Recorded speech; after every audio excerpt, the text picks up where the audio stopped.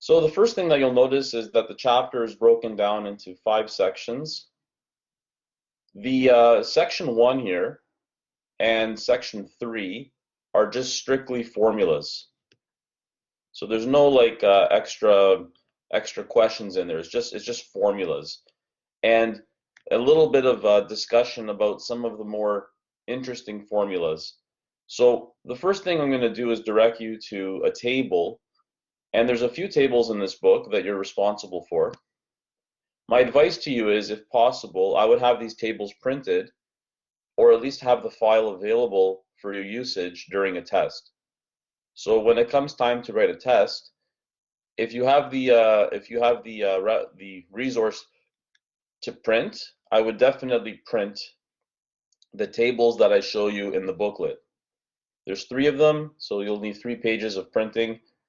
In an in-person environment, I would provide you with these tables on a separate sheet of paper during a test. But we don't have that luxury right now for obvious reasons. So the first topic here is 2-dimensional figures. We're talking about perimeter and area. Now you might be like, why do I need to waste time in a post-secondary course talking about rectangles? And you're right, I'm not going to waste your time talking about rectangles, at least simple stuff. But you do need to know these shapes and how to find their measurements and their properties like like area or perimeter, because you need them for 3-dimensional calculations. So, and you did a lot of this stuff in the previous course for those that took Math 1136. I have a neat little discussion here on page 2 of the notes, which is about the area of an ellipse and the perimeter of an ellipse. It turns out that the area of an ellipse, and for those that are wondering what an ellipse is this shape over here. An ellipse is a generalization of a circle. Circles, ellipses, as well as 2 other types of shape, or 2 other types of figures, including parabola and hyperbolas. They all are part of a family of shapes called conics, because they all are derived from a cone. Now, that's not for this course, but for those that have studied the old curriculum, like me in the Ontario curriculum, about a month of school was dedicated to some more advanced topics in functions and geometry and trigonometry. And in that area there, we led to something in conic sections, which was cones, ellipses, circles, and hyperbolas. Anyway, this ellipse here, the area is really pretty. Look at that formula. It's just pi times a times b. But when you go to the perimeter, it turns out that the perimeter of an ellipse, there's no exact formula for it. And for that reason, it's very useful to have a good approximation. So based on some of the digging that I did, and from my experience, I remembered a formula that looked like this. So I've included it here for your usage. Now, this course was also delivered to some architectural students in the past, so these shapes were definitely very useful for their calculations. I don't know how often you're going to see an ellipse in practical setting though. Another interesting thing about these 2-dimensional shapes is the triangle. Look at that. I have 3 formulas for a triangle. Hi, Malik. I have 3 formulas for a triangle.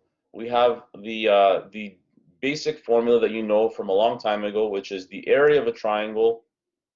The area of a triangle is half the base times the height. And then you have 2 variations of the formula.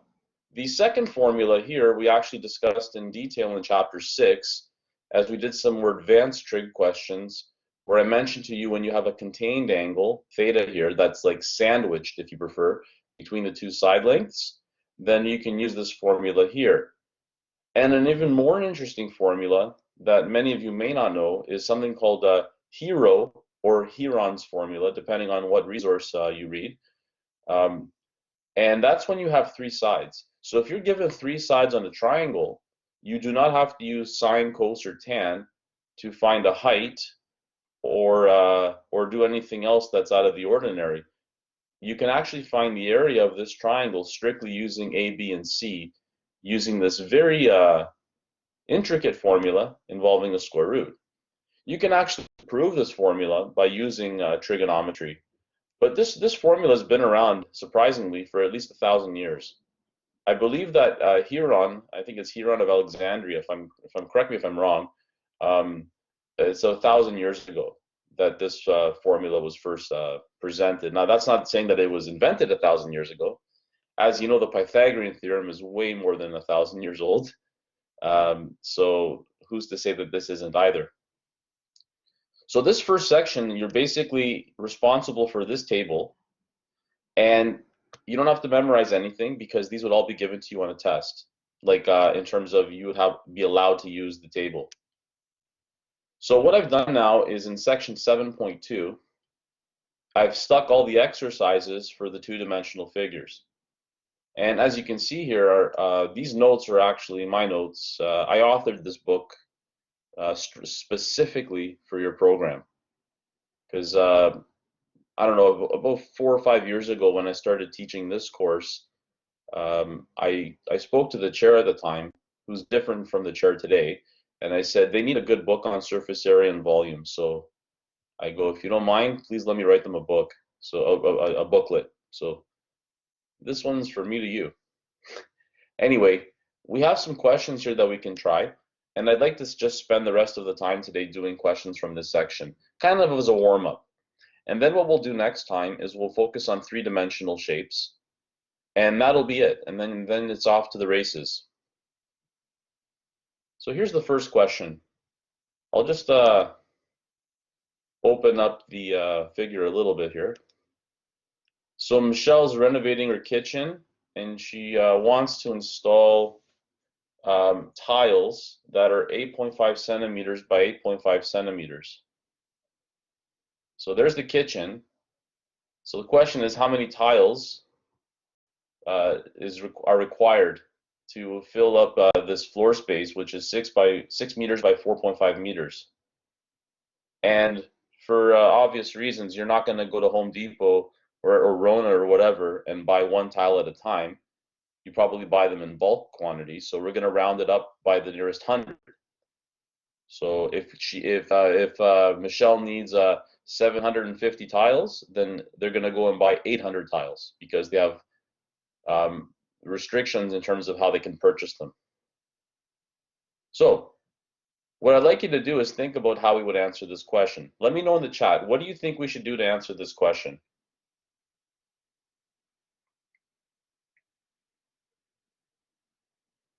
How do you want to answer this question? Yeah, find the area of the space and then get the area of the kitchen. Yeah, I think you guys are good. I think you're good. Okay, so how about this? You're going to do the calculations and I'm going to report your answers on the screen. Excuse me. Okay. Well, give me the area of a tile. I'm sorry I'm being a little bit like bossy to you, but I'm your boss today, right? I'm the prof, so give me the area of a tile. So what's 8.5 times 8.5? Well, that's easy. That's 72.25.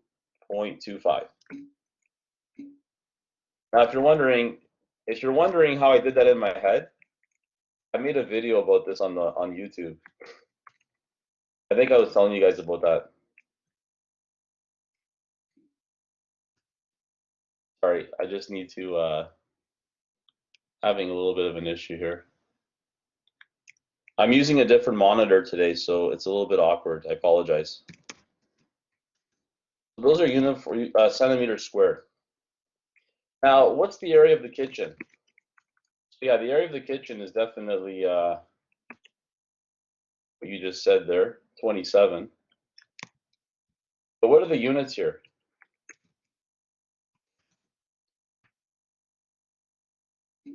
Meters squared. So we don't want that. So that's going to be 27 times 100. So if we do the math on that, just add 4 zeros.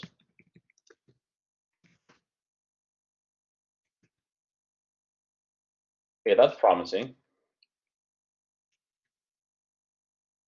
And then what do we do next?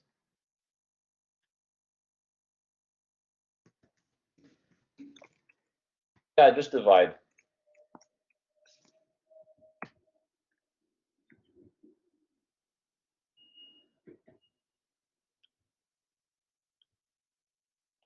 So 270,000 divided by 7225. Can someone give me a number on that, please? What's that approximately? Said 270,000. It'd be a big number.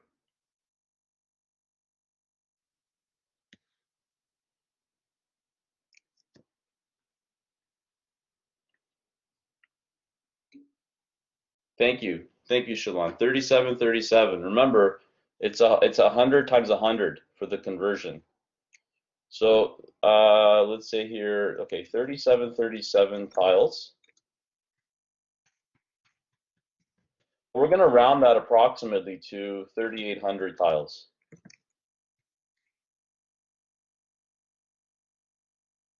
That's good. Okay, so that's the first part of the question.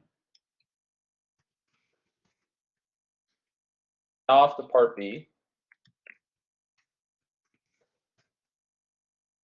So how do we do part B here? If a ceramic tile costs that much per square meter and labor costs that much per square meter,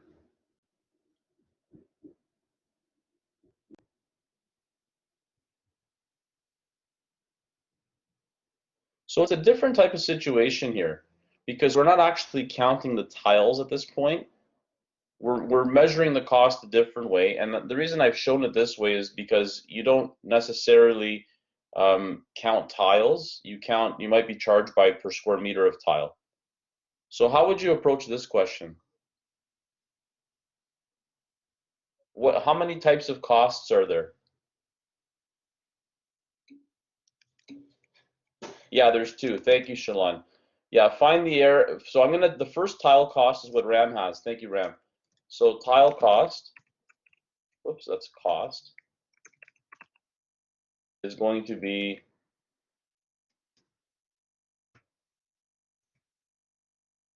let's see here. We already found the square meters before. It's 27 square meters.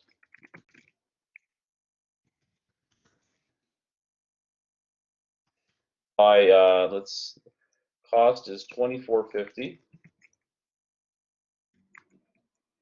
So I'm going to just write down the units a bit more like an estimator. Yep. And that's going to equal, I got $661.50. Can someone confirm? Okay.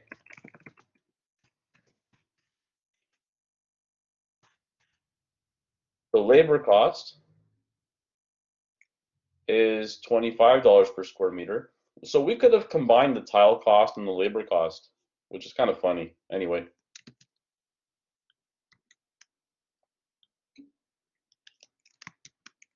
So labor is $25 per square meter. Can someone tell me that? Is that 675, I think? Yeah, it would reduce the steps, definitely.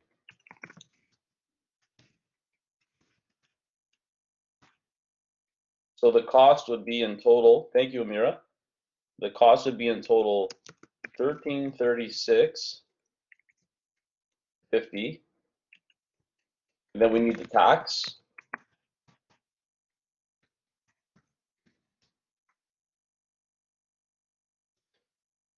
I'll just say here cost plus tax. So tax is 13%. So if you know the trick, you multiply by 1.13 and you get 1510.25.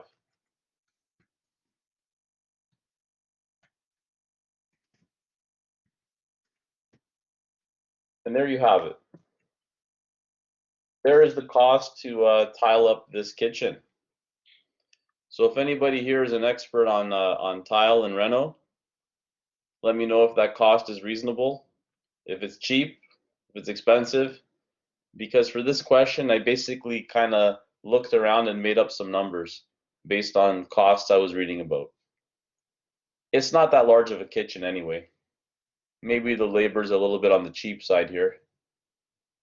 But anyway, are there any questions about this?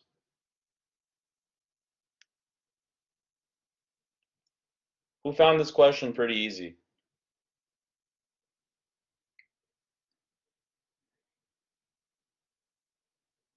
Okay, let's try another question involving some rectangles. Thanks, Malik. So here we have a lawn, and the lawn has a concrete path which is 3 feet wide. So you have this lawn here, which is the rectangle, and then you have this little concrete path that goes around the lawn. And the question is to find the area of just the concrete path. Any suggestions on how to answer this question? How would you answer this question?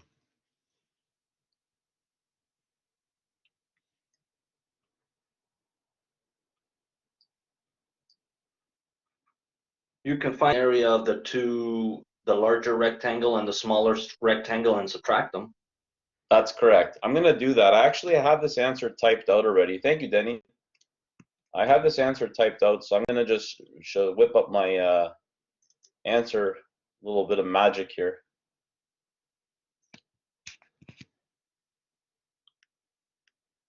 I hope you don't mind. I'm a little bit slower today with my computer stuff because I'm on a different setup. So the screen size is not the same, and it's a little bit more of a challenge for me to get used to it. Anyway, so I've put up the answer there. Perhaps you need to just kind of look over and see,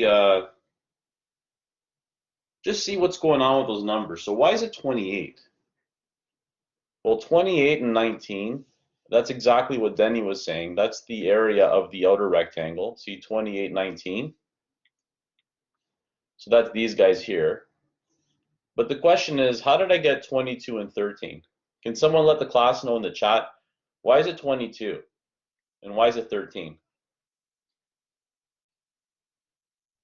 It's the thickness, the three feet, the thickness there.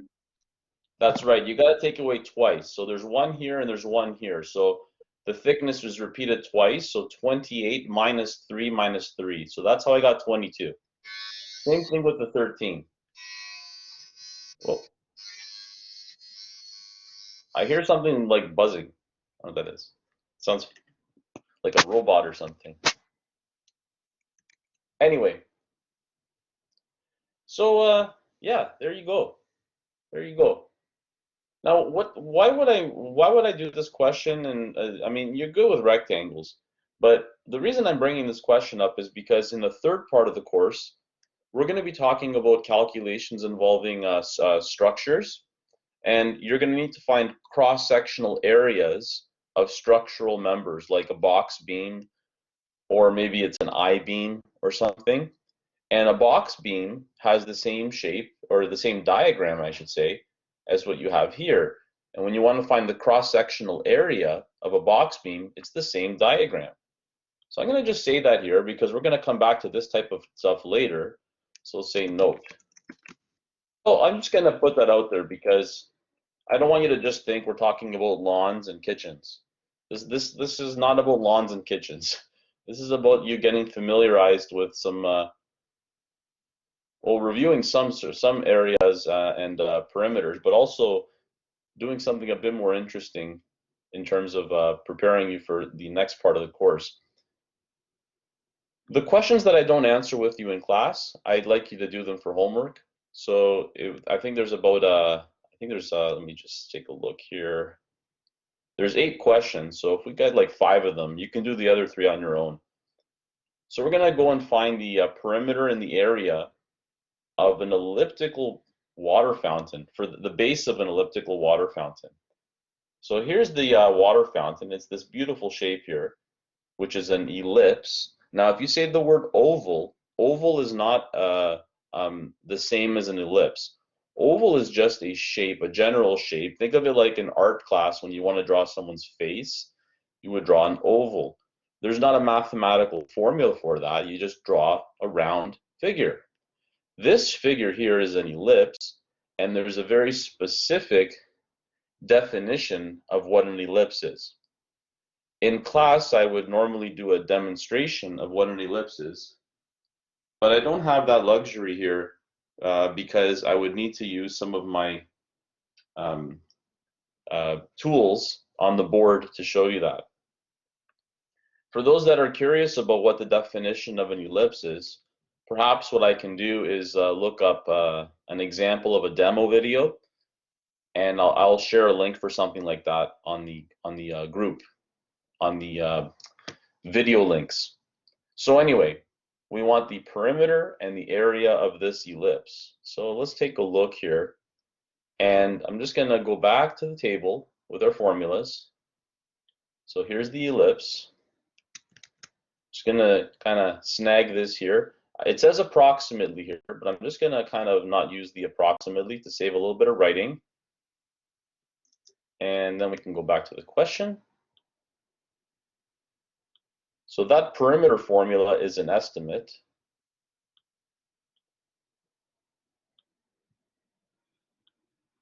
So let's just put that over there.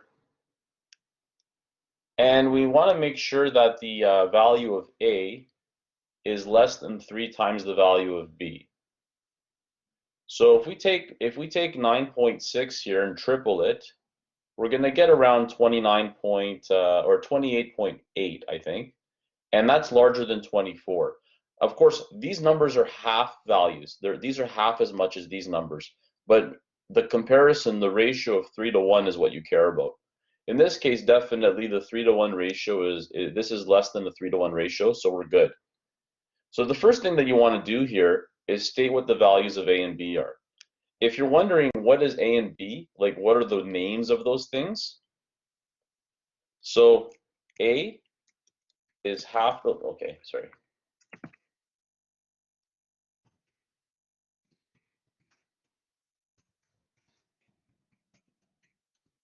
So the major and the minor axes are related to the values of A and B.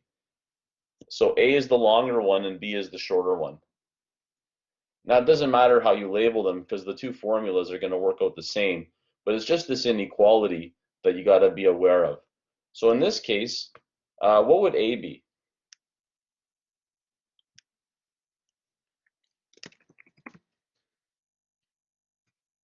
Can someone tell me the value of A?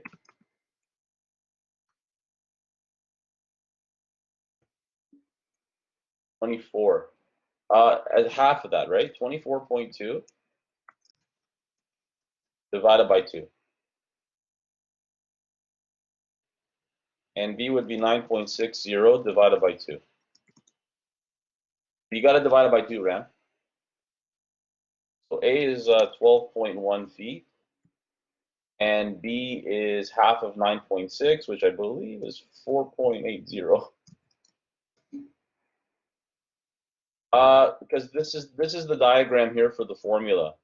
Shalon, do you see A is only halfway? And this is all the way across. That's all the way across. So you got to go halfway, okay?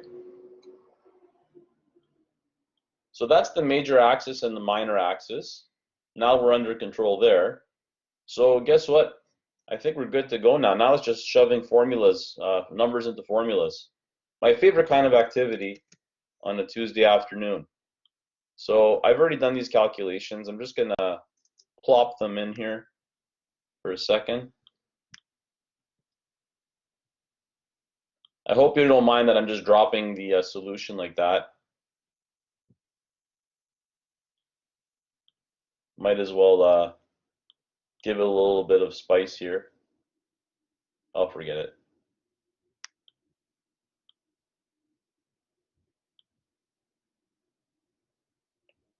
Let's go with the green.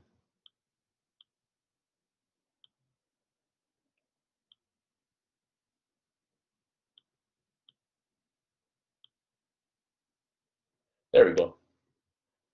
Are there any questions about that?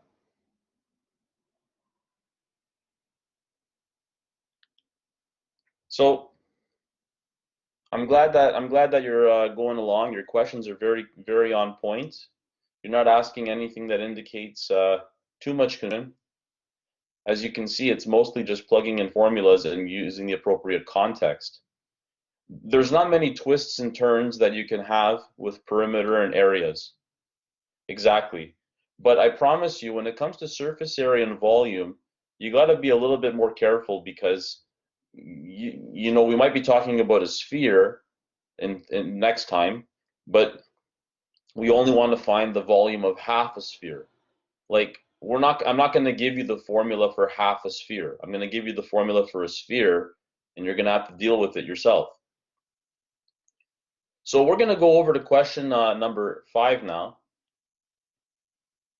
Number 5 here. It's a triangle, and here's the triangle. We're given 3 lengths of the triangle. So let's just zoom in that figure a little bit. It's a little bit too small for my liking in terms of the PowerPoint here.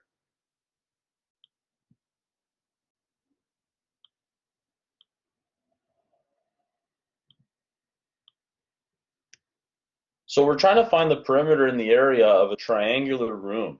Now, you might be like, I've never really seen too many triangular rooms, but just humor me, and I think that you would agree that in some very strange architectural settings, you would have a triangular shape which you would like to find the area for, and the perimeter. So in this case, the perimeter is super easy. What's the perimeter of this room? Can someone tell us in the class here, what's the perimeter?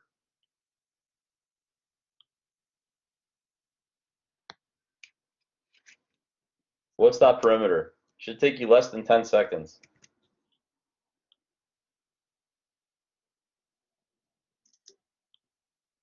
Anybody? Yeah, thank you. Just add them up. I'm not asking you to change the world here. Not yet. Yeah, just add them up. So there. Okay. So the answer to the first part of the question is the perimeter. We got that. So I'm just going to highlight that. I don't want you to get too stressed out here. See, perimeter, success. All done. So now we're interested in the area. So notice I did something here. I calculated something called the semi-perimeter. Now, you should know that the prefix semi means half. Like a semicircle means half. Thank you, Shalon. So what we need to do is use a formula to find the area. And I mentioned this formula at the beginning of class. It was that formula by Heron. So if you go down here, there's a formula just for the situation. See, look how nice the perimeter is. We did that already. And here's the area. So the area is a little bit more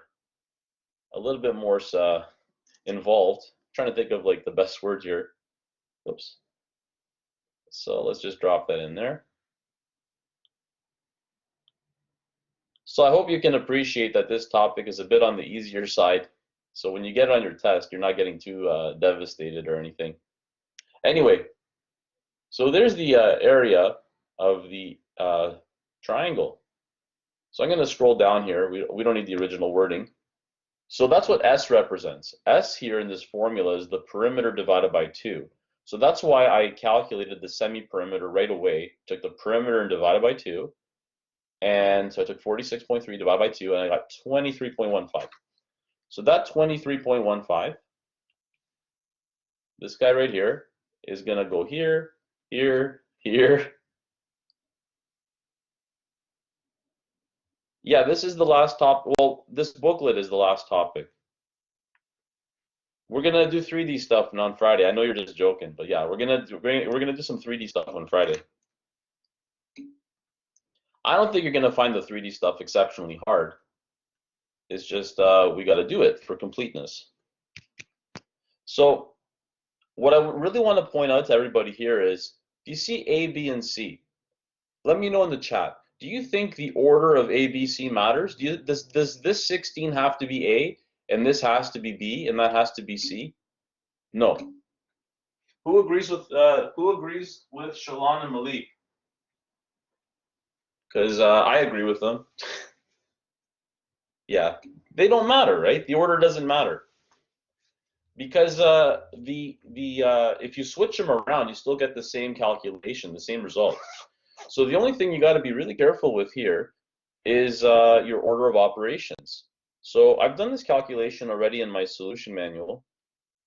I have like I said to you for the previous booklet, I took the time to type out some of the numbers so I don't do it during the lecture. because I find that it slows down the class when I'm typing.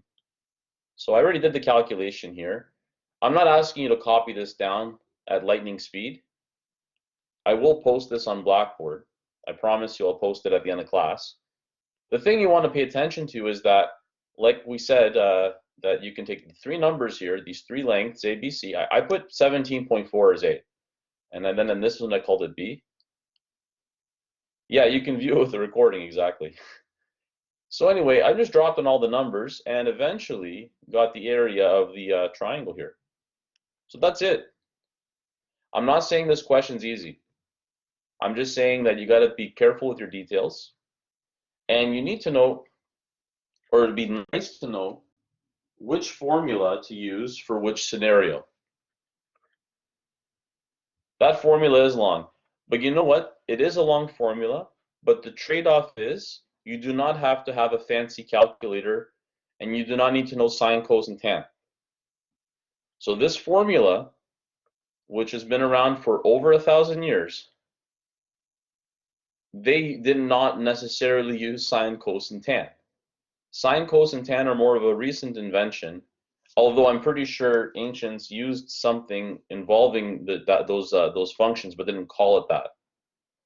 So anyway, I think we're gonna do another question now. I think we can move on to the next one. Again, if you didn't finish copying all this down, that's fine. Just make sure you get the first step here. Make sure you get the numbers here in the second line of writing, and also the final answer, because you should be able to do all this intermediate work on your own in your notes. Okay, this question here is a circle, and we're asked to find the perimeter and the area of a circle. So this question here is pretty much the third step. Yeah, pretty much the third step's it right there. Yeah, I agree.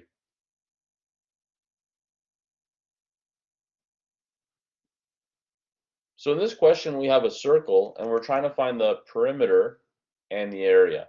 Now, we don't normally, you're welcome. We don't normally say perimeter of a circle. We normally say the circumference.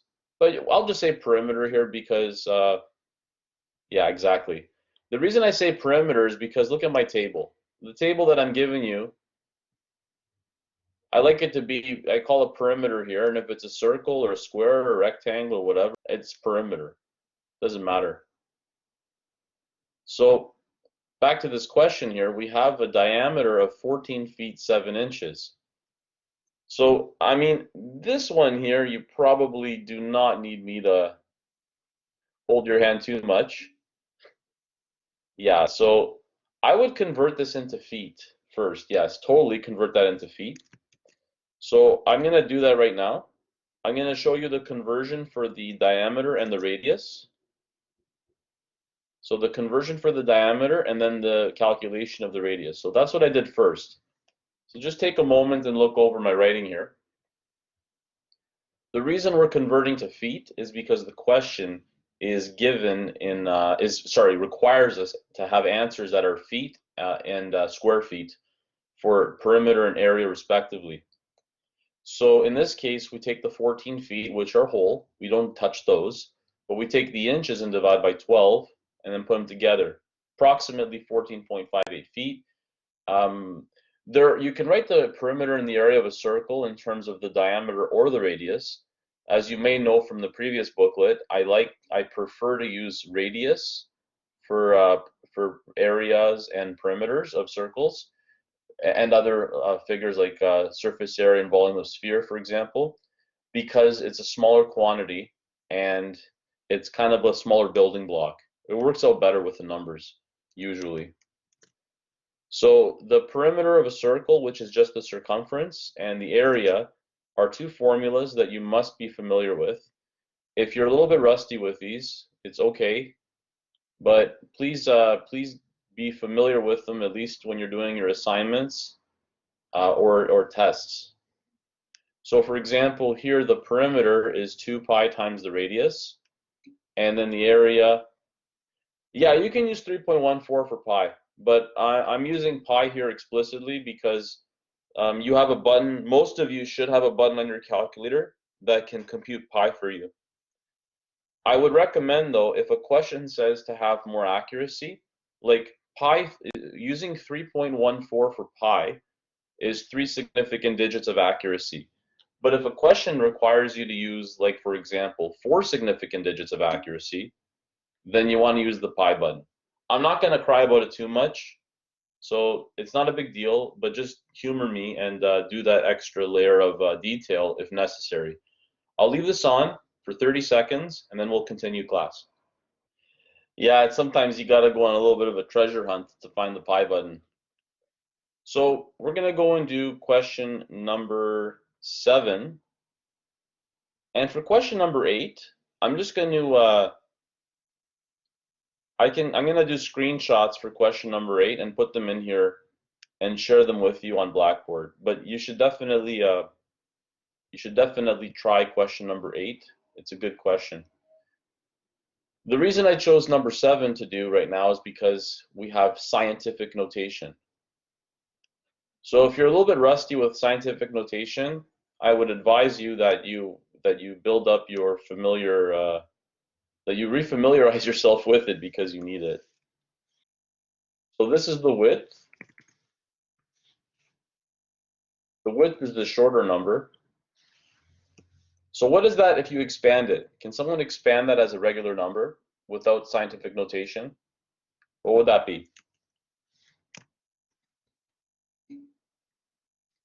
Thank you. If you don't see that, then you can do 2.57 times 1,000 meters, which is 2570. Thank you, Shalon.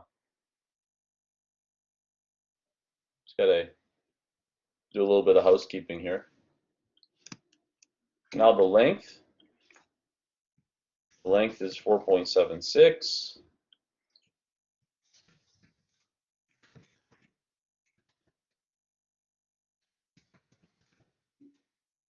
So there you have it. There's the length and the width. And now the question is to find the perimeter and the area of this figure. So you don't actually have to do the steps here. I don't actually do this calculation here, but I'm only showing you that because some people may feel more comfortable with scientific notation, or sorry, without scientific notation. So let me show you how I did it using just like the original numbers. So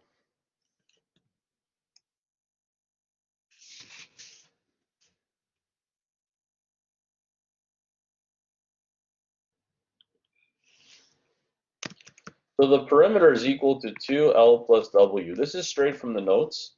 It's the length and the width, and then you add them together, and then you double the answer. And then the area, of course,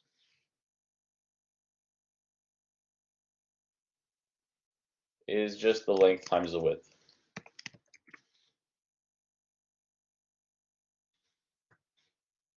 So I'm going to just use the formulas on the side here, but I'm going to do it. I have a solution already typed out.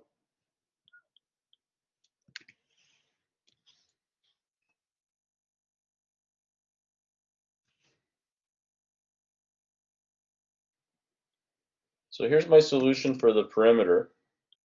So you can see I didn't bother writing it in expanded form. I just kept it in scientific notation.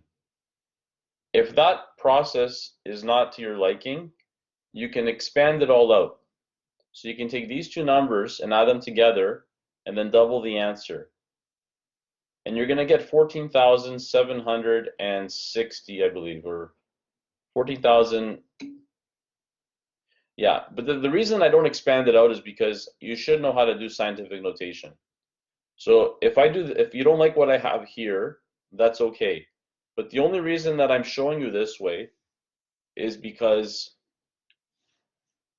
express your answers in scientific notation with 3 significant digits. So that's why it's like that. Okay, that's the reason that I'm using this approach. We can do the same thing with the expanded numbers to find the area. So you find the area the way that you're comfortable, but then make sure that you write the answer in scientific notation.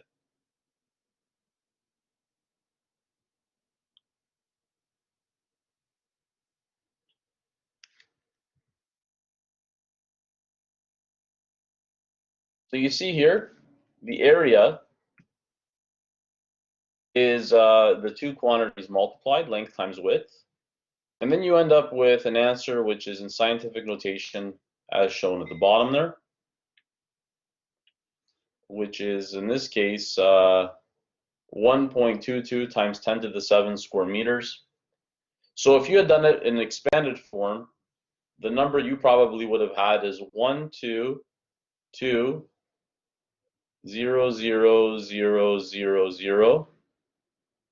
This is, of course, the three significant digits. So I haven't used the full accuracy. I've written it with three significant digits. So that's probably what you would have had on your calculator screen. But it really is up to you in terms of how you like to approach these questions, especially with scientific notation.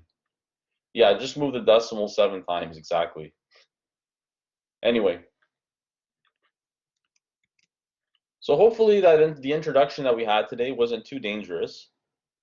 What you're going to see with me on Friday is some surface area and volume calculations.